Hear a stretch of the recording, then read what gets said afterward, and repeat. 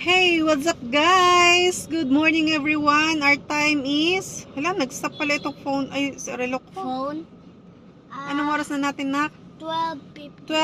12:15 na. So, hapon na pala. Tanghalian na pala. Yan. Andito lang kami. Sinamahan namin si Daddy na pina-enroll si Kuya.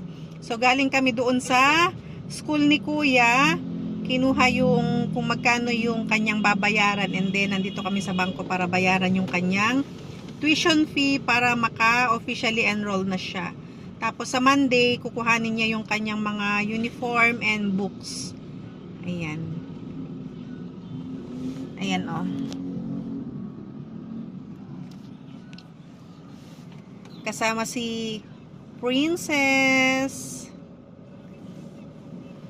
Ayan. Pasensya na, ngayon lang ako nag-video for how many days. I think 15 days na. Hala. Kailangan ko ng... Madaming days na. No, yeah, 15 days na.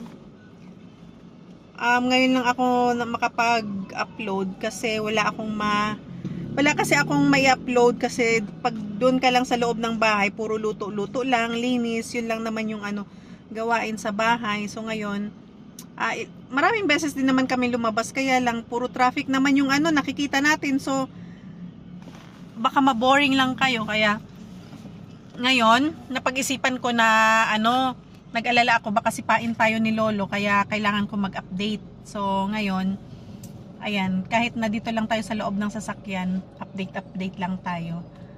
So ayan, today is Friday pala, August 15. Sila Princess wala silang pasok ngayon, offline activity sila. Tapos by Monday exam nila offline and then review. First quarter. Tapos first quarter nila sa Monday. Ayan. Mamayang hapon, mag-a-attend kami ng birthday party ng kanyang classmate. Dito lang malapit sa amin. And then, after doon, kasi birthday din ng pamangkin niya,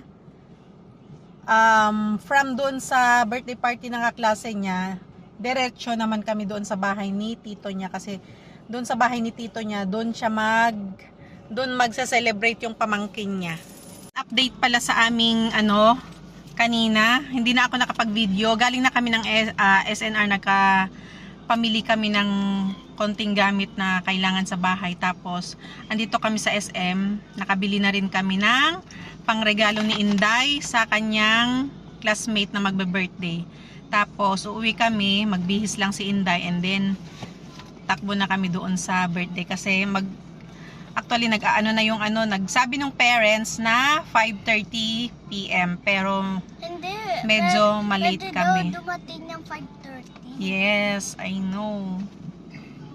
Yun si aming daddy.